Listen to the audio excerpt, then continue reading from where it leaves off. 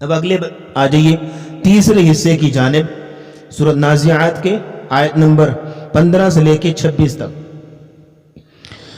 هل أتاك حديث موسى إذ ناداه ربه بالوادي المقدس طوى اذهب إلى فرعون إنه طغى فقل هل لك إلى أن تزكى وأهديك إلى ربك فتخشى فأراه الآية الكبرى فكذب وعصى ثم أدبر يسعى فحشر فنادى فقال أنا ربكم الأعلى فأخذه الله نكال الآخرة والأولى إن في ذلك لعبرة لمن يخشى۔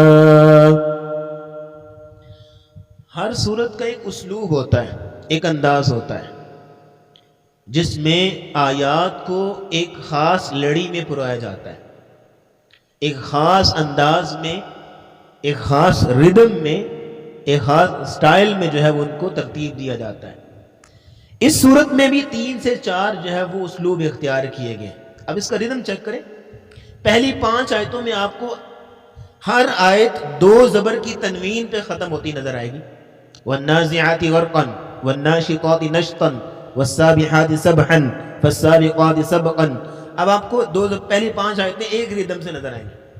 پھر اس کے بعد آ جائیے تو آپ کو آیت نمبر 6 سے لے کے اور آیت نمبر 14 تک آپ کو گول تا نظر آئے گی، ٹھیک ہے، جس میں آپ آ جائیں یوم ترجف الراجفہ تتبعها الرادفہ قلوب یومئذ واجفہ، یہ تمام آیات گول دائرے پہ ختم ہو رہی ہیں۔ پھر اس سے آگے آ جائیے آیت نمبر 15 سے لے کے 26 تک آپ کو یہ ایک انداز نظر آئے گا، اس کو بولتے ہیں اس میں الف مکسورہ، یہ گرامیٹیکل نیم ہے۔ هل أتاك حديث موسى إذ ناداه ربه بالوادي المقدس طوى اذهب إلى فرعون إنه طغى، یہ 26 تک ایک اسٹائل ہے۔ پھر اس کے بعد آ جائیے، اس میں آپ کو یہ بھی وہی الف مکسورہ نظر آئے گا، لیکن أأنتم أشد خلقا أم السماء بناها، یہ آپ کو اسٹائل نظر آئے گا آیت نمبر 32 تک۔ ہا زبر الف ہا، یہ ایک ہی آیت، ام السماء بناها رفع سمكها فسواها واغطش ليلها واخرج ضحاها، ایک اسٹائل آ رہا ہے۔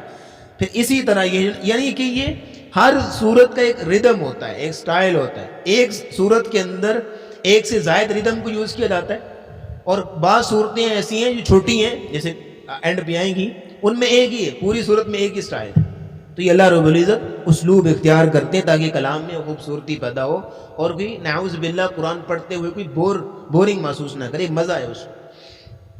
چلیں، یہ جو آیتیں ہیں 12 آیت نمبر 15 سے لے کے آیت نمبر 26 تک، اس میں فرعون کا قصہ ذکر کیا گیا عبرت کے لیے کہ وہ بھی ربوبیت کا منکر تھا، رسالت کا منکر تھا، قیامت کا منکر تھا۔ اس کا انکار اس کو جو ہے وہ کس عذاب تک کی طرف لے گیا، اس کا انجام تمہارے سامنے۔ اور پھر رسول اللہ کو تسلی دی گئی کہ آپ ان کی ان کفار کی ریجیکشن سے آپ جو ہے وہ رنجیدہ نہ ہوں، آپ سے پہلے بھی کئی رسولوں کو جو ہے وہ جھٹلایا گیا، ان کا بھی انکار کیا گیا۔ هل اتاک حدیث موسیٰ، کیا آپ کے پاس موسیٰ کی خبر آئی؟ کیوں جی، موسیٰ کی بات سنی؟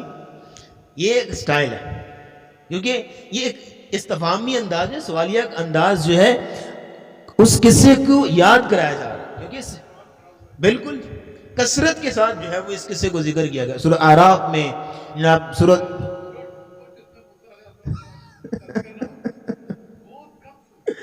صحیح ماشاءاللہ۔ تو یہ قرآن مجید میں کثرت کے ساتھ کوئی پارہ ایسا نہیں ہے، سورت جو ہے وہ کیونکہ چھوٹی صورتیں بھی ہیں، سورہ اخلاص ہے، سورۃ کوثر، سورت کی بجائے اب پارہ گئی، کوئی پارہ ایسا نہیں جس میں حضرت موسیٰ کا ذکر نہ ہو، کوئی پارہ ایسا نہیں۔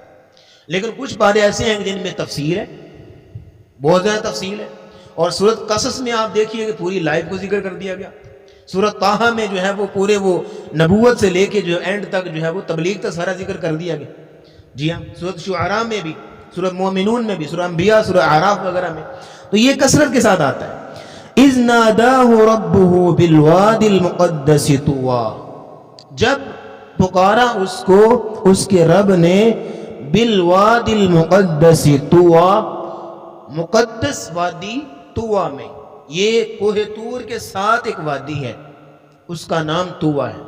ایک مقدس وادی ہے، پاکیزہ وادی ہے. سورۃ طٰہٰ میں آتا ہے کہ جب اللہ رب العزت نے حضرت موسیٰ کو بلایا تو کہا فَاخْلَعْنَ عَلَيْكَ، ذرا پیچھے ہو کے جوتی اتار کے آگے آؤ. فَاخْلَعْنَ عَلَيْكَ، جوتا اتار کے آؤ. إِنَّكَ بِالْوَادِ الْمُقَدَّسِ طویٰ، آپ بڑی مقدس وادی میں. اس وادی کو اللہ تعالیٰ نے اپنے کلام کے لیے چنا. دیکھیں یہ زمین کے ٹکڑوں کی بھی خوش نصیبی ہوتی ہے. زمین میں تو کئی ٹکڑے ہیں، لیکن روضۃ من ریاض الجنہ کی یہ نصیب ہے اپنا، جہاں رسول اللہ صلی اللہ علیہ وسلم جو ہے وہ آرام فرما رہے. حرم کی قسمت ہی اپنی، ٹھیک ہے جی. تو یہ زمین کے ٹکڑے ہیں. اب یہ جگہ جو ہے وہ جب سے مسجد نہیں بنائی تھی خالہ صاحب نے، تو یہ جگہ عام تھی، پتہ نہیں کیا کیا ہوتا تھا. کوئی جوتے لے کے بھی چلا جاتا تھا، کیا کیا ہوتا تھا یہاں پہ. لیکن جب نسبت جڑ گئی اللہ کے ساتھ کہ اللہ کا گھر ہے، مقدس ہوگی، نسبت جڑ گئی نا، تو یہ نصیبے کی بات ہوتی ہے. ایسی جگہ جہاں بیٹھ کے آپ قرآن پڑھتے ہیں، پڑھاتے ہیں، سیکھتے ہیں، سکھاتے ہیں، وہ جگہ بابرکت ہو جاتی ہے کیونکہ اس کی نسبت جڑ گئی. تو اس لیے اذ ناداہ ربہ بالوادی المقدس طویٰ، جب اس کو پکارا مقدس وادی طویٰ میں. یہ وہ قصہ ہے جب حضرت موسیٰ علیہ السلام حضرت شعیب کی بکریاں چرا کے 8 سال یا 10 سال، مینشن نہیں ہے قرآن میں، 8-10 میں سے کوئی ایک، بکریاں چرا کے ڈیوٹی پوری دے کے، اور انہوں نے حضرت شعیب نے اپنی ایک بیٹی کا جو ہے وہ نکاح کیا، اپنی بیوی کو لے کے حضرت موسیٰ نکل پڑے. تو راستے میں ایک جگہ پہ اب اجاڑ بیابان ہے، کوئی پتہ نہیں کدھر جانا ہے. مدین سے مصر جا رہے ہیں لیکن رستے ڈائریکشن کا نہیں پتا، کیا پتا پیچھے کو مڑ گئے ہوں، واپس جا رہے ہوں، یا دائیں بائیں مڑ گئے ہوں، مصر سامنے ہو اور جہاں اس طرف رہے ہوں. تو آگے اب سردیوں کی ٹھٹرتی رات ہے، اپنی بیوی کو یہاں کھڑا کیا، آپ یہاں کھڑے ہو. قرآن میں کثرت کے ساتھ یہ ذکر آیا اور کہا آپ کھڑے ہوں یہاں پہ، ٹھہرے، میں ذرا انی آنست نارا، میں نے آگ دیکھی ہے. سامنے سے وہ آگ نہیں تھی، معلوم ہو رہا تھا وہ تو اللہ کا نور تھا. تو کہا میں آگ لے کے آتا ہوں تاکہ آپ تاپ سکیں، اور وہاں میں کوئی بندہ ہوگا اس سے پوچھوں گا بھئی ہم نے مصر جانا ہے تو کس طرف ہم نکلیں. وہاں گئے تو یا موسیٰ انی انا اللہ، میں اللہ تیرا رب، لا الہ الا انا فاعبدنی، میرے علاوہ کوئی معبود نہیں، میری عبادت کرو. واقم الصلاۃ لذکری، اور میری یاد کے لیے نماز پڑھا کرو. میں اس بات کو ہم کثرت سے ذکر کرتے ہیں کہ نماز کا مقصد کیا ہے، لذکری. اللہ نے کیا کہا، حضرت موسیٰ کو کہا اقیم الصلاۃ لذکری، نماز پڑھو میری یاد کے لیے. تو یہ انسان کو سوچنا چاہیے کہ نماز میں اللہ یاد آتا ہے کہ نہیں. اور سچی بات ہے سارے کام یاد آ جائیں گے، اللہ یاد نہیں آتا. تو اللہ کو یاد کرنا چاہیے نماز میں. تو وقت ہو چکا ہے، انشاءاللہ یہیں سے آگے لے کے چلیں گے. وآخر دعوانا الحمدللہ رب العالمین. اذ ناداہ ربہ بالوادی المقدس طویٰ، جب پکارا اس کو اس کے رب نے مقدس وادی طویٰ میں. اذهب الى فرعون،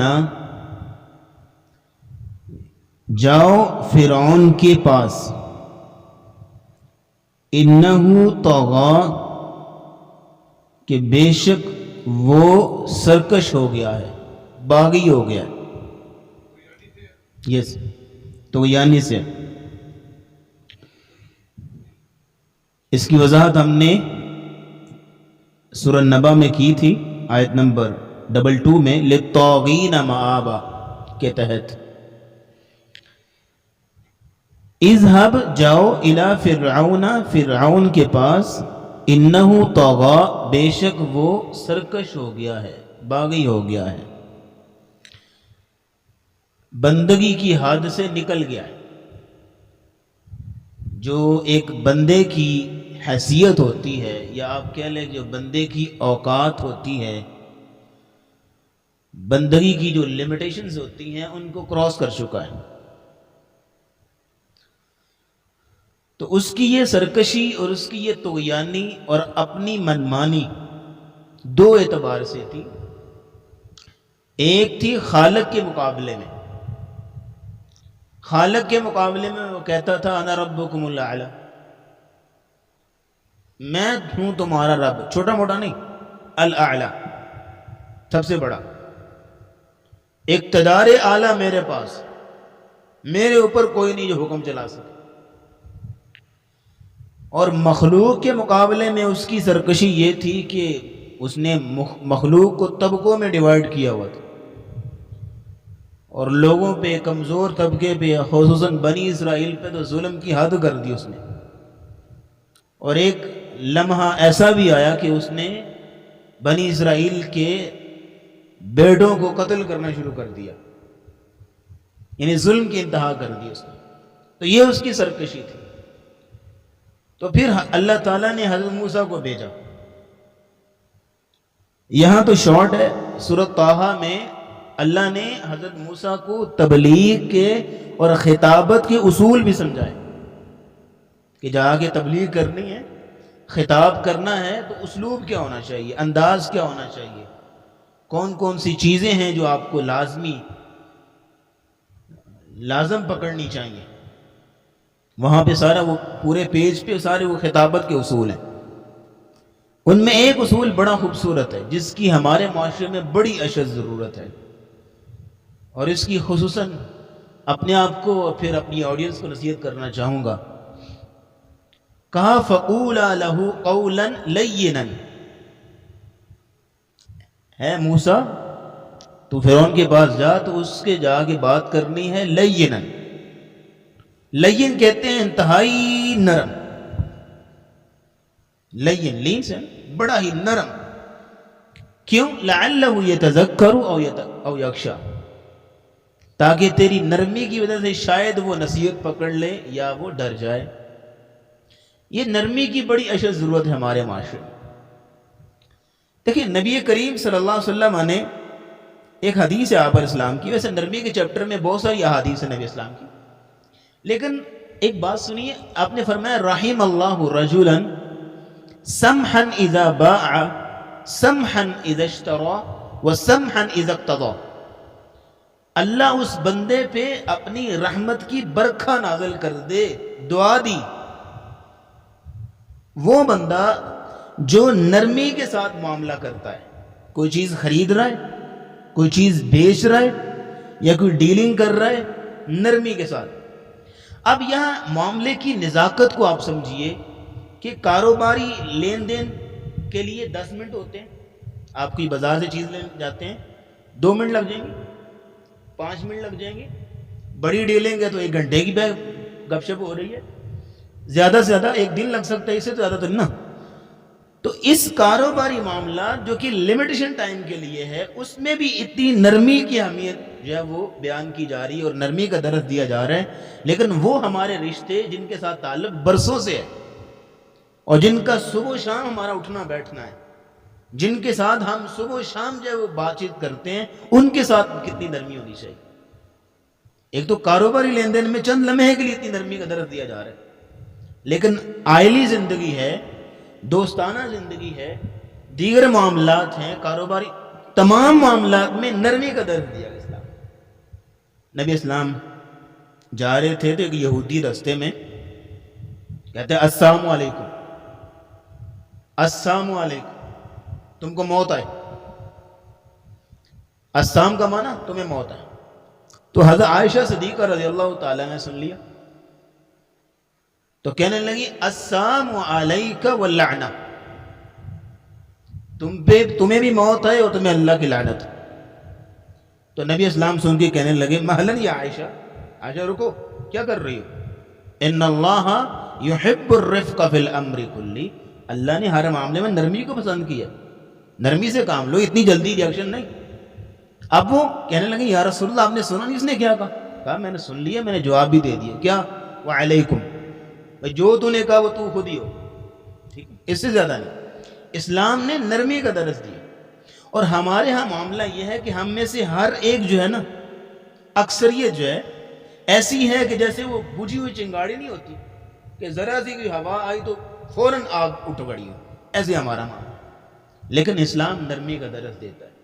جیسے سونا جو ہے وہ نرم ہو کے زیور بنتا ہے، لوہا نرم ہو کے پھر وہ کسی شکل میں ڈھلتا ہے تو کارآمد چیز بنتی ہے، اس طرح زمین جب نرم جتنی ہوگی اتنی ہی جب سبزہ اگائے گی، اس طرح انسان جتنا اسلامی اصولوں کے مطابق نرمی اختیار کرے گا اتنا اس کی شخصیت میں نکھار پیدا ہوگا۔ اللہ ہمیں یہ چیز عطا فرمائے۔ تو یہاں پہ حضرت موسیٰ علیہ السلام کو بھیجا اور ساتھ میں نرمی کا درس دیا۔ رسول اللہ کو بھی کہا گیا تھا نا، فَبِمَا رَحْمَةٍ مِّنَ اللَّهِ لِنْتَ لَهُمْ، آپ اللہ کی رحمت سے نرم مزاج ہیں۔ وَلَوْ كُنْتَ فَظًّا غَلِيظَ الْقَلْبِ، اگر آپ غصے والے ہوتے اور ہر وقت بھرے ہوئے ہوتے، لَنْفَضُّوا مِنْ حَوْلِكَ، ان میں سے کوئی بھی نہیں آپ کے پاس نہیں بیٹھنا تھا کسی نے۔ جو آپ کے پاس بیٹھتے ہیں، آپ کی بات سنتے ہیں، یہ آپ کی نرمی کی وجہ سے۔ اذهب الى فرعون، تم جاؤ فرعون کے پاس، انه طغى، بے شک وہ سرکش ہو گیا ہے۔ فقل، پس اس کو کہو، هل لك، کیا ہے تیرے لیے، بھائی کوئی ارادہ ہے تیرا، کوئی چاہت ہے، کوئی موڈ ہے تیرا، یعنی یہ سٹائل، هل لك، کیا تو چاہتا ہے، کیا ہے تیرے لیے، الى، اس بات کی طرف کہ ان تزکا، کہ تو تزکیہ کرے۔ دیکھیں یہ ہر بندے کا، ہر انسان کا حق ہے کہ اس تک اللہ کا پیغام پہنچے، اور یہ اللہ کا وعدہ ہے۔ پہلے پارے میں آپ پڑھائیں، فَقُلْنَا اهْبِطُوا مِنْهَا جَمِيعًا فَإِمَّا يَأْتِيَنَّكُم مِّنِّي هُدًى، میری طرف سے ہدایت آئے گی، اللہ نے کہہ دیا۔ تو اللہ رب العزت، اب کسی انسان کے پاس اللہ کی ہدایت پہنچی ہی نہیں ہے تو وہ معذور ہے، اس کو قیامت کے دن حساب کیوں ہوگا، کیوں پوچھا جائے گا، کیونکہ اس تک پیغام پہنچے ہی نہیں۔ تو اس لیے ہر انسان کا حق ہے کہ اس تک اللہ کا پیغام پہنچے، اور اس میں خوش قسمتی اس بندے کی ہے جس بندے کے ذریعے سے اللہ پیغام پہنچائے، اس بندے کی خوش قسمتی، اس داعی کی خوش قسمتی۔ اس لیے ہم میں سے ہر بندہ داعی ہے، اپنے اپنے دائرہ کار میں رہ کر اللہ کے پیغام کو مخلوق تک پہنچائے۔ تو فرعون کے پاس بھی بھیجا، فقل، اسے کہی، حل لکا، کیا ہے تیرے لیے، الی ان تزکا، کہ وہ تزکیہ کرے۔ تزکیہ کا معنی کیا ہوتا ہے، پاک ہونا، پاکیزگی اختیار کرنا، گناہوں کی نجاست سے بچنا، اپنی زبان کو جھوٹ سے اور لغویات سے پاک کرنا، اپنی آنکھوں کو بیہودہ چیزیں دیکھنے سے جو ہے پاک کرنا، اپنے کانوں کو بیہودہ چیزیں سننے سے پاک کرنا، اپنے تمام اعضاء کو گناہوں کی آلودگی سے پاک کر لینا۔ اور تزکیہ نفس یعنی تربیت اور ٹریننگ، اور رسول اللہ کو بھی اسی لیے بھیجا گیا تھا، یتلو علیہم آیاتی ویزکیہم ویعلمہم الکتاب والحکمہ، تزکیہ کرنے کے۔ تزکیہ کیا ہوتا ہے، تزکیہ نفس یعنی کہ اسٹرگل ٹورڈز ایکسیلنس، اچھائی کی طرف قدم اٹھانا، بہتری کی طرف، اپنے رویوں کی کانٹ چانٹ کر کے اپنے آپ کو مہذب بنانا، یہ ہوتا ہے تزکیہ نفس۔ اسے تزکیہ نفس کا درس دیا حضرت موسیٰ نے۔ آگے فرمایا، وَأَهْدِيَكَ، اور میں تیری رہنمائی کروں، إِلَىٰ رَبِّكَ، تیرے رب کی طرف، فَتَخْشَىٰ، تاکہ تو ڈر جائے۔ وَأَهْدِيَكَ، یہ ایک داعی کی ذمہ داری ہے کہ وہ لوگوں کو اللہ کی طرف بلائے۔ حضرت موسیٰ کیا کہہ رہے ہیں، وَأَهْدِيَكَ، میں تیری رہنمائی کروں، إِلَىٰ رَبِّكَ، کس کی طرف، تیرے رب کی طرف۔ سر، جو بندہ مخلوق کو خالق کے ساتھ جوڑتا نا وہ حقیقی داعی ہے، جو مخلوق کو خالق کے ساتھ جوڑتا۔ لیکن جو بندہ اپنے ساتھ جوڑنے کی کوشش کرے نا، میری یہ کرامت ہے، میری یہ چیز، میری وہ چیز، میرا یہ معجزہ، وہ بندہ حقیقی داعی نہیں ہے۔ وہ بندہ، وہ جیسے ہم تو نہیں ایسی زبان بولتے، آج کل ایسی زبان چل رہی ہے، وہ کہتے ہیں وہ بندہ اپنا چورن بیچ رہا ہے، تو اپنا چورن نہ بیچ، وہ داعی حقیقی وہ ہے کہ جو مخلوق کو خالق کے ساتھ جوڑے۔ تو حضرت موسیٰ کیا کہہ رہے ہیں، وَأَهْدِيَكَ میں تیری رہنمائی کروں اِلَىٰ رَبِّكَ تیرے رب کی طرف. اور رسول اللہ نے بھی یہی کہا تھا قُلْ هَٰذِهِ سَبِيلِي أَدْعُو إِلَى اللَّهِ یہ میرا راستہ ہے, اسی راستے پہ کھڑا ہوں اور میں تمہیں اپنے رب کی طرف بلا رہا ہوں, اللہ کی طرف. اور رسول اللہ کو بھیجا بھی اسی لیے گیا تھا وَدَاعِيًا إِلَى اللَّهِ بِإِذْنِهِ اللہ کی طرف پکارنا, بلانے والا. فَتَخْشَىٰ تاکہ تو ڈرے, تیرے اندر خشیت پیدا ہو. دیکھیں اس سورت کی جو مین ٹاپک ہے نا, ذرا بات سنیے گا, وہ ایک تو عقیدہ آخرت ہے جو اس پورے پارے کا ٹاپک ہے, لیکن اس سورت کے سورہ نازعات کے دو ٹاپک مین بڑے بنیادی ہیں. ایک تو خشیت الہی, ہم انشاءاللہ ایک موضوع ترتیب دے رہے ہیں, اللہ کا ڈر, جس کے اندر دو چیزیں ہم بیان کریں گے تفصیل کے ساتھ. ایک ہے خشیت اور ایک ہے خوف.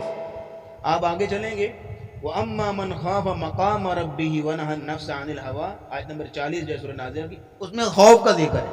اور یہاں فتخشا, اور پھر آگے یہ جو رکوع اینڈ ہو رہا ہے ان فی ذلک لعبرۃ لمن یخشی, خشیت اور خوف دونوں چیزوں کو مینشن کیا ہے سورت کے اندر. تو ہم موضوع کا نام دے رہے ہیں اللہ کا ڈر, اس میں خوف کی ساری چیزیں اور خشیت, اور خوف اور خشیت میں فرق کیا ہے, یہ ساری چیزیں انشاءاللہ ڈسکس کریں گے انشاءاللہ. اور دوسرا ٹاپک ہے سورت کا وہ یہ ہے خواہشات نفس, وَنَهَى النَّفْسَ عَنِ الْهَوَىٰ اپنے نفس کو خواہشات سے بچانا, روکنا. اب وہ خواہشات نفس کے انشاءاللہ ساری چیزیں انشاءاللہ اس میں مینشن کریں گے. تو عقیدہ آخرت اس سورت کا موضوع ہے ہی جو چل رہا ہے, لیکن یہ دو ٹاپک جو ہے بڑے ہی بنیادی اور اہم ہیں, اور اس بات کے متقاضی ہیں کہ ان پہ بات کی جائے اور ان کو سمجھا جائے. وَأَهْدِيَكَ إِلَىٰ رَبِّكَ فَتَخْشَىٰ میں رہنمائی کروں تیرے رب کی طرف تاکہ تو ڈرے. اب یہاں پہ ایک نقطہ نوٹ کیجئے, رب سے وہی ڈرتا ہے جس کو رب کی پہچان ہوتی ہے. حضرت موسیٰ کیا کہہ رہے ہیں, میں تجھے تیرے رب کی طرف رہنمائی کروں تاکہ تیرے اندر ڈر پیدا ہو. سر جتنی اللہ کی معرفت ہوگی نا اتنا اللہ سے ڈرتا ہوگا, جتنی اللہ کی معرفت. اور خوف ہوتا ہے نا, خوف ایسا ڈر ہوتا ہے کہ جس میں انسان کو جو ہے وہ ہلچل لگی ہوتی ہے. کوئی مثال کے طور پہ کوئی حادثہ رونما ہونے والا ہے یا کوئی ایسی کوئی چیز ہے, اس میں انسان جو ہے وہ ہلچل ہوتی ہے, انسان جو گھبرایا ہوا آگے پیچھے بھاگ رہا ہوتا ہے, وہ خوف ہوتا ہے, اس میں اسٹرگل کر رہا ہوتا ہے. اور خشیت ایسا ڈر ہوتا ہے جس کے اندر تعظیم ہوتی ہے, عزت ہوتی ہے, یعنی جس کا ڈر ہوتا ہے اس کی عزت بھی ہوتی ہے, اس کی رسپیکٹ بھی ہوتی ہے. تو یہ اللہ کی قدر, اللہ کے وقار کا خیال رکھنا یہ تب ہوتا ہے جب انسان کو اللہ کی معرفت ہو. فَاعْلَمْ أَنَّهُ لَا إِلَٰهَ إِلَّا اللَّهُ جان لو, اللہ کی توحید کا علم حاصل کرو کہ اس کے علاوہ کوئی معبود برحق نہیں ہے. تو جتنا اللہ کی معرفت ہوگی اتنا اللہ سے ڈرے گا. انما یخشی اللہ من عبادہ العلماء, اللہ سے ڈرنے والے صرف وہ لوگ ہیں جن کے پاس علم ہوتا ہے. جاہل بندہ کبھی اللہ سے نہیں ڈرتا. اب آگے چلی فَأَرَاهُ الْآيَةَ الْكُبْرَى پس اس کو دکھائیں الآیت الکبریٰ بڑی بڑی نشانیاں, بڑی بڑی نشانیاں اس کو دکھائیں فرعون کو. اس میں دو نشانیاں بیسک تھیں. ایک تو یہ ہے کہ عصا کا سانپ بننا. اب دیکھیں یہاں پہ ایک پلانٹ کنگڈم ہے, عصا چھوٹا پودوں سے ہے نا, پلانٹ کنگڈم ہے. اب پلانٹ کنگڈم جو ہے وہ اینیمل کنگڈم میں کنورٹ ہو رہا ہے, پودا جانور میں کنورٹ ہو رہا ہے نا. یعنی جو عصا تھا وہ ڈنڈا, وہ کس میں کنورٹ ہو رہا ہے, جانور میں, سانپ میں. یہ معجزہ ہے.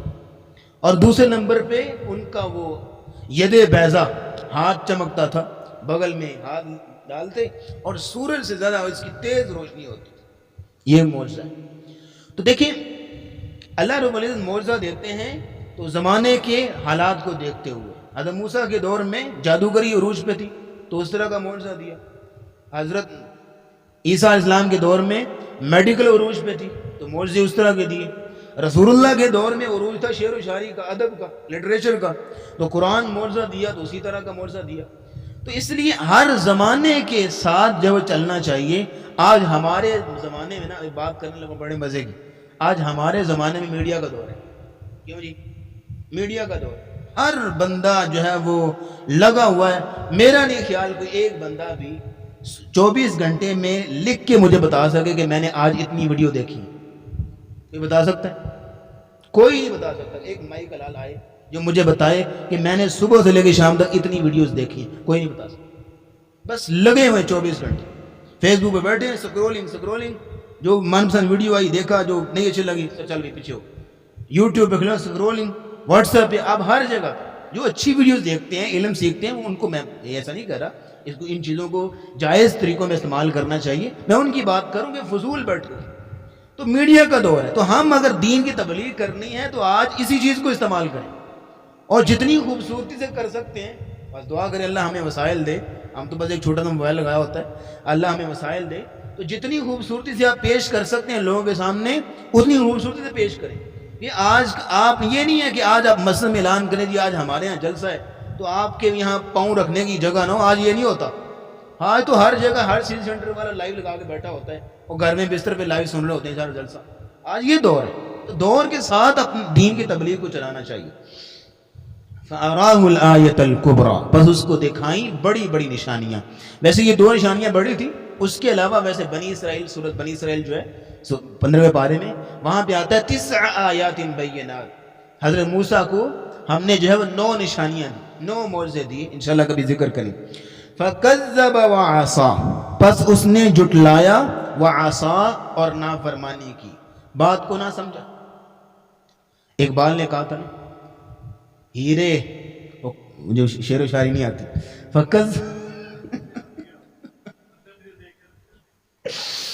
فَكَذَّبَ وَعَصَى،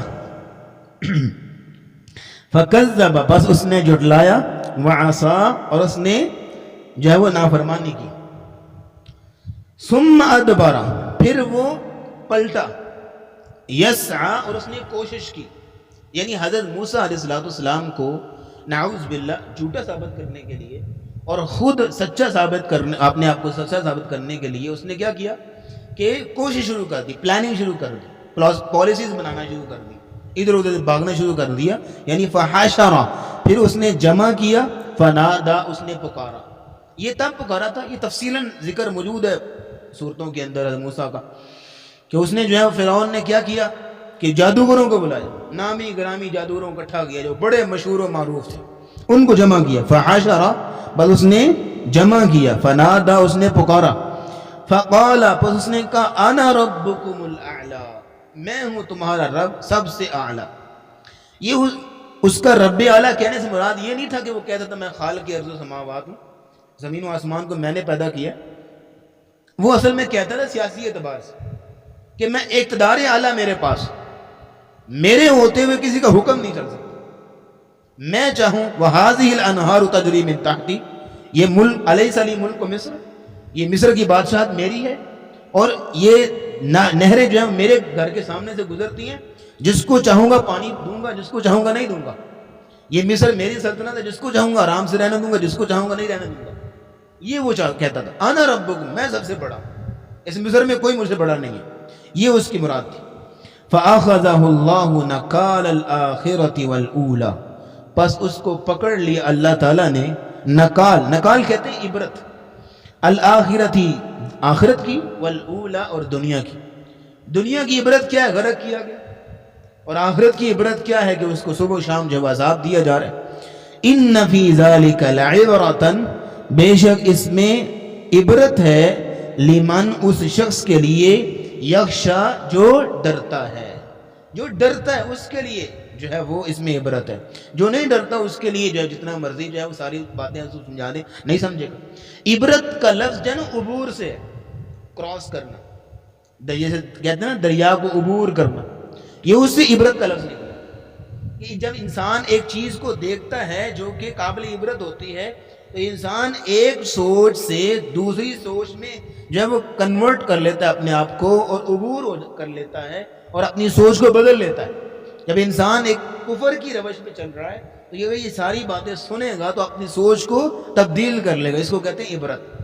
لیکن عبرت اسی بندے کی پیدا ہوگی، عبرت وہی بندہ حاصل کرے گا جو ڈرے گا. جس کے اندر خشیت ہوگی، اللہ کا ڈر اور خوف ہوگا، اور انشاءاللہ خشیت اور خوف پہ انشاءاللہ بات کریں گے تفصیلی۔ تو یہ تیسرا حصہ تھا سورۃ نازعات کا، جس کو انشاءاللہ العزیز ہم نے مکمل کر لیا الحمدللہ۔ آگے انشاءاللہ چوتھے حصے کی جانب بڑھیں گے کل کے درس میں۔ وآخر دعوانا الحمدللہ رب العالمین۔